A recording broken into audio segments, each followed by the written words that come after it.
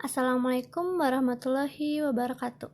Halo teman-teman, di sini kami dari kelompok 4 Biopsikologi kelas C akan menjelaskan tentang potensial aksi dan transduksi sinyal. Pertama-tama, kita akan bahas dulu tentang komunikasi antar sel. Seperti yang kita ketahui bahwa komunikasi antar sel membantu mempertahankan keadaan homeostasis. Lalu, apa itu homeostasis? Homeostasis adalah kondisi lingkungan internalnya konstan atau setimbang, dengan kata lain, suatu proses perubahan yang terus-menerus atau suatu keadaan tubuh untuk mempertahankan keseimbangan dalam menghadapi kondisi yang dialaminya yang sifatnya dinamis dan berlangsung secara konstan dan terjadi pada setiap organisme. Lalu kita kembali lagi ke komunikasi antar sel.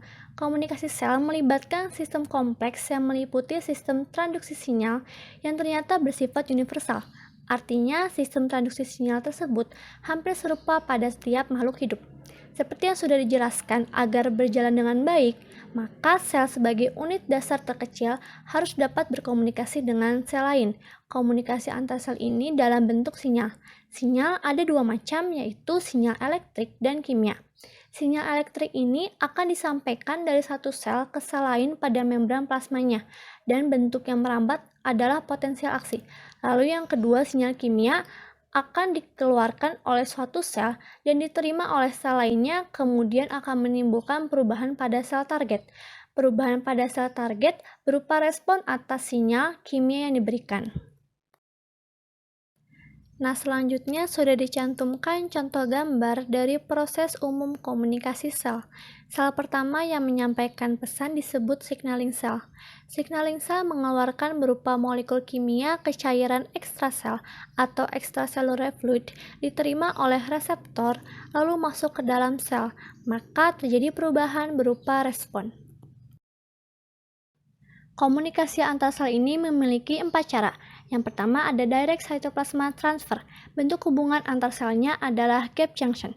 Gap junction merupakan channel protein yang menghubungkan sel dengan sel di dekatnya. Saat channel terbuka, maka sinyal kimianya itu berpindah secara langsung dari sel menuju sel di dekatnya. Nah, sudah dicantumkan contoh gambarnya. Dua sel membrannya menempel, tidak ada ruang di antara dua sel.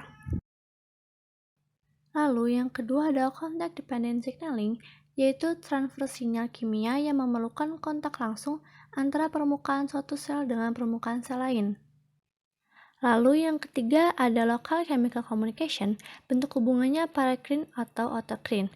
Nah, dari gambar tersebut, kita dapat menyimpulkan bahwa sinyal kimia yang dihasilkan oleh signaling sel berdifusi ke cairan ekstrasel, kemudian bekerja pada sel itu sendiri disebut autocrine atau pada sel di dekatnya disebut paracrine. Lalu yang terakhir ada long distance cell to cell communication atau komunikasi jarak jauh, yaitu komunikasi antar sel yang mempunyai jarak cukup jauh. Komunikasi ini berlangsung melalui sinyal listrik yang dihantarkan sel saraf dan atau dengan sinyal kimia hormon atau neurohormon yang dialirkan melalui darah.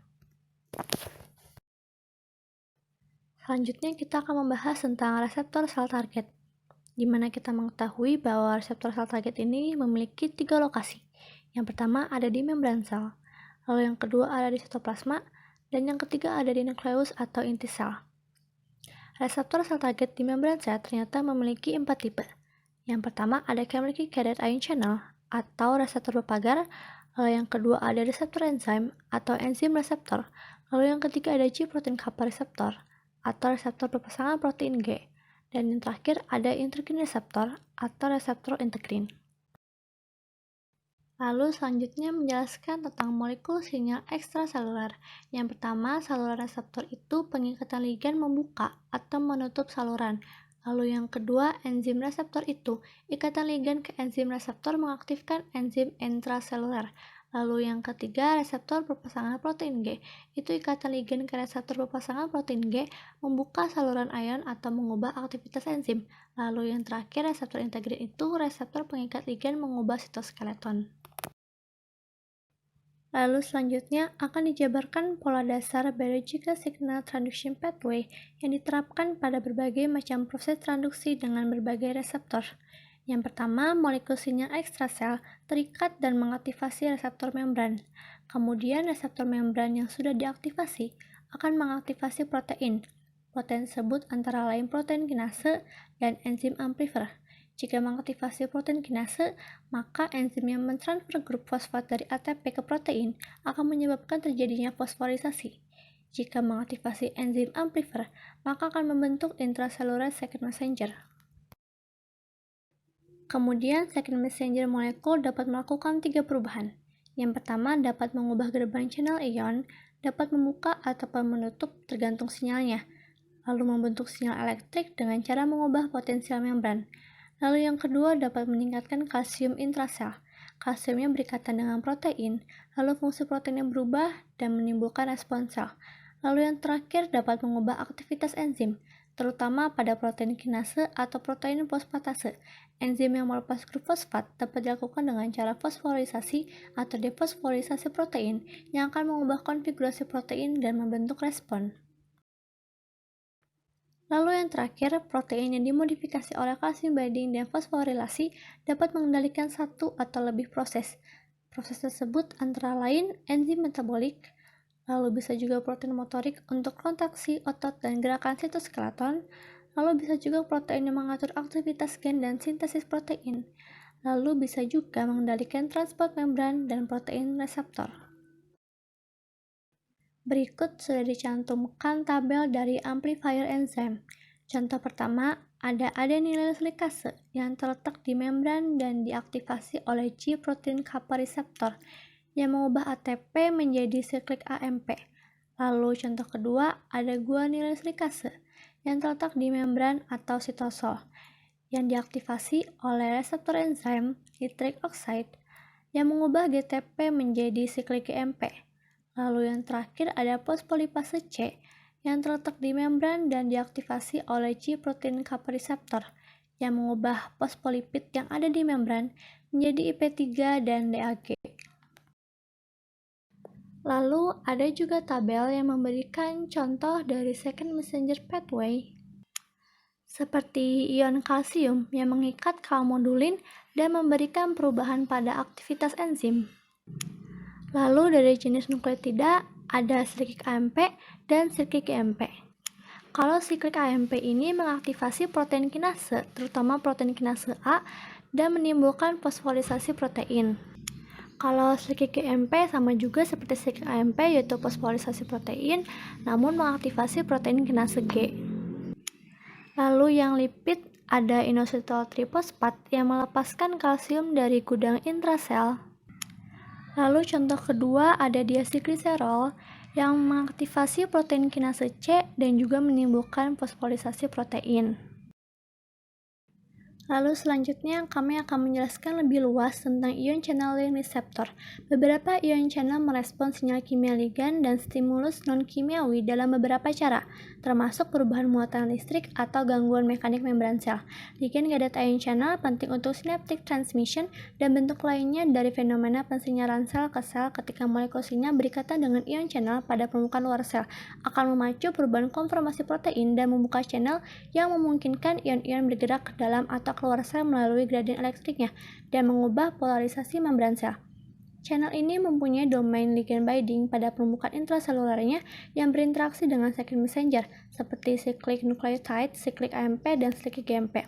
Fungsi utama channel ini adalah untuk membalikkan sinyal kimia intraseluler menjadi informasi elektrik. Lalu selanjutnya ada G-protein kappa reseptor. G-protein ini merupakan protein transmembran dengan 7 motif struktur yang bertindak sebagai pengubah molekular. G-protein mengendalikan banyak proses biologis. Karakteristik G-protein antara lain yang pertama, G-protein adalah suatu protein trimeri alfa, beta, dan gamma yang berikatan dengan nukleotida guanin. Lalu yang kedua, fungsinya untuk berpasangan dengan reseptor membran integral terhadap membran bound enzim target. Lalu yang ketiga, G-protein dapat menjadi pengubah proses molekular. Lalu yang keempat, subunit dan telah terdisosiasi akan mengekspresikan aktivitas, dan yang satunya lagi akan menghalangi aktivitas. Dalam mekanisme reseptor yang diperantari oleh G-protein, biasanya terdapat beberapa second messenger yang terlibat, seperti siklik AMP dan fosfolipase C. Siklik AMP merupakan molekul sinyal intraseluler yang berperan sebagai mediator sinyal molekul yang larut dalam air, membawa sinyal dari membran dalam sitoplasma ke inti sel atau bagian lain di dalam sel. Siklik AMP cepat disintesis dan didegrasi. Biasanya sinyal molekul yang diperantarai oleh siklik AMP berupa hormon tertentu seperti adrenalin, glukagon, parathormon, dan sebagainya. Siklik AMP akan memfosforisasi substrat tertentu tergantung tipe selnya, sehingga setiap sel mempunyai respon yang berbeda. Contoh adrenalin di jantung menyebabkan peningkatan frekuensi dan kontraksi otot jantung, di otot muskel menyebabkan pemecahan glikogen, dan di jaringan lemak menyebabkan pemecahan lemak.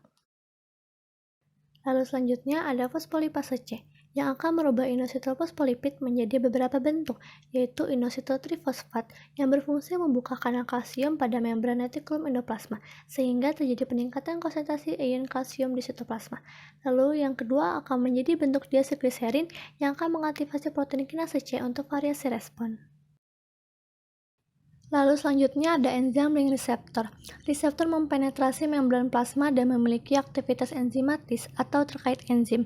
Memiliki dua jalur reseptor yaitu reseptor tirosin kinase immediate pathway dan reseptor serin atau tironin kinase immediate pathway. Jalur pertama yaitu reseptor tirosin kinase immediate pathway adalah suatu kelompok protein transmembran yang bekerja sebagai reseptor untuk sitokin, faktor pertumbuhan, hormon, dan sinyal molekul lainnya. Lalu jalur yang kedua, reseptor tipe 1 dan tipe 2 dalam sel mengawali pelekatan faktor tumbuh. Pelekatan faktor tumbuh menghasilkan penggabungan reseptor tipe 1 dan tipe 2, dan terjadi fosforisasi reseptor tipe 1 oleh reseptor tipe 2. Reseptor tipe 1 yang telah aktif kemudian memfosforisasi reseptor mediated SMAD. SMAD tersebut kemudian berikatan dengan SMAD yang lain atau yang disebut dengan cosMAD dan bersama-sama masuk ke dalam inti. Lalu yang terakhir ada intracellular nuclear receptor mediated pathway yang terjadi melalui tahapan berdifusi melalui membran, kemudian mengikat dan mengaktifkan reseptor intraseluler, lalu steroid reseptor kompleks berikatan ke DNA reseptor protein, kemudian mengaktifkan gen ditranskrip menjadi mRNA, lalu mRNA menuju ribosom, dan mRNA ditranslate menjadi protein. Contoh molekul sinyal dari nuklear reseptor yaitu hormon steroid larut dalam lipid, dapat berdifusi melalui membran, dan dapat langsung mengaktifasi gen. Struktur dasar dari reseptor nuklear adalah hormon binding domain, DNA binding domain, dan transcription activating domain. Transduksi sinyal intraseluler adalah sistem di mana molekul sinyal mengikat reseptor pada permukaan sel memicu sinyal dalam sel. Dalam transduksi sinyal intraseluler, informasi tertransduksi terutama oleh fosforisasi protein, protein G, dan second messenger. Proses paling penting di antara mekanisme transduksi sinyal intraseluler adalah fosforisasi rantai samping tirosin, serin, dan treonin dalam protein.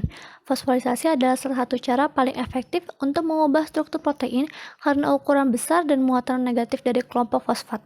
Untuk alasan yang sama, itu juga efektif sebagai penanda pengakuan untuk protein lainnya. Enzim yang melakukan fosforisasi disebut protein kinase dan memiliki banyak jenis lainnya.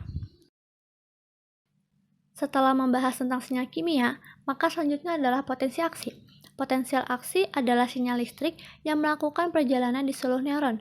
Potensial aksi adalah sinyal listrik yang bergerak ke bawah akson neuron. Akson dilapisi dalam selubung melin yang mirip dengan isolasi pada kabel listrik, memungkinkan sinyal untuk melakukan perjalanan lebih cepat. Ini membawa sinyal listrik ke terminal presinaptik yang kemudian berkomunikasi dengan neuron lain. Adapun istilah-istilahnya antara lain polarisasi atau potensial istirahat. Membran memiliki potensial dan terdapat pemisahan muatan berlawanan. Lalu yang kedua ada depolarisasi. Potensial lebih kecil daripada potensial istirahat. Lalu yang terakhir ada hiperpolarisasi, potensial lebih besar daripada potensial istirahat, atau potensial lebih negatif dan lebih banyak muatan yang dipisah dibandingkan dengan potensial istirahat. Mungkin cukup sekian materi transduksi sinyal dan potensial aksi dari kelompok kami. Video dan materi ini dibuat oleh kelompok 4 psikologi. Yang membagikan materi adalah Alfia Sarah Zahra dan Trinisa Mutiara Rehan. Lalu yang menyusun PowerPoint adalah Safira Arminalifa dan Mutiara Azra Dahlia. Lalu yang mengisi suara adalah Aisyah Matullah. Yang mengedit video adalah Zulfika Zulhesoroyo. Dan yang mengirim dan mengupload file adalah Aldian Firdaus. Semoga video ini dapat bermanfaat bagi teman-teman semua ya. Wassalamualaikum warahmatullahi wabarakatuh.